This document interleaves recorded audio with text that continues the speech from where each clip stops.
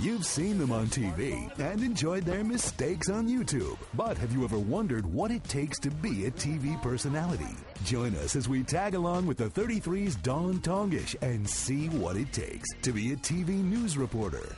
Being a news reporter forces me to search for the nuts and bolts of a story, to make it something that you can relate to quickly and easily. It takes a full day, sometimes a lot of days of research and planning to come up with the 3 minutes that you'll see on the air.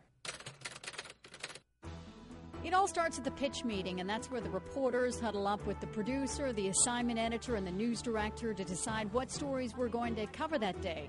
Now, I always bring 3 or 4 ideas to the table. Sometimes I'm fortunate enough to get to follow one of those stories, but other days it'll be a different story for me to cover, and my story for this day is a new DWI law that is being proposed. Now, once our assignments are decided upon, that's when the real work begins. If I don't already have them lined up, then the interviews have to be set up and the details have to be hashed out. So now we're just trying to find interviews for this story that we're doing on repeat DWI offenders. And the tough part is that you have to find people who are in town. The first state representative who I called is out of town because he's a lawyer and he's taking depositions in Kansas. So now we have to move on and try to find someone who's actually in their office on a Friday. So sometimes it's tough. Also, it can be really difficult, but we sometimes have to reach out to family members who are dealing with a recent loss. So that's one of the hardest calls to make as a reporter, because I was calling a man who has just lost his wife and his 13-year-old stepdaughter to a suspected repeat drunk driver. And so as a reporter, we have to make those calls. And they're really difficult because he's still in grief and he's still mourning the loss of his family. But sometimes family members do want to talk to us and they want to share their story, and it helps people understand the tragedy of something like drunk driving.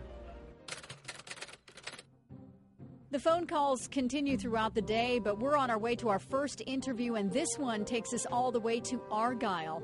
When you're trying to talk to people on short notice, you have to go wherever they are.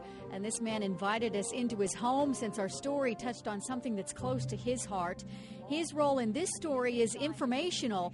He's the legislative liaison for Mothers Against Drunk Driving.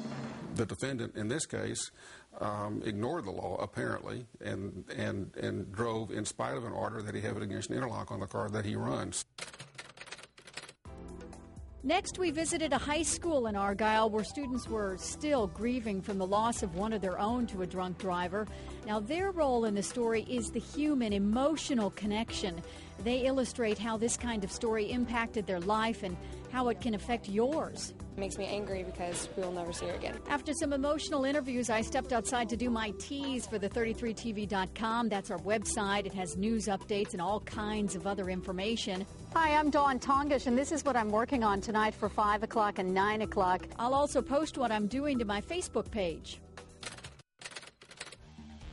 Next, we head back to the newsroom so I can log everything that we shot. I write my story and I prepare it for air. Now, logging lets me know what video and sound bites are available to use in my story. And writing the story can sometimes be challenging because you have to get the legalistic stuff in without losing the emotional impact of the story. Brain food, that's what I call it. Sugar burst, brain food. Now that I'm writing my story, brain food. Finally, I hop into the sound booth and record my voiceovers for the package on tonight's news and hand off the story to my photographer, who edits it into the final product that you'll see in your living room. As the 33's Dawn Tongish reports, an Easter Sunday tragedy prompted the call for 2 strikes, and the driver's license is gone. Oh my, I miss her so much. For this trio, the hallways at Argyle Middle School aren't the same after losing their friend, 13-year-old Autumn Caudle, to a suspected drunk driver. Now that you've seen what it takes to be a TV news reporter, follow all of our reporters from the 33 on the 33 News, weekdays at 5 and 9 on the 33, Cable Channel 9.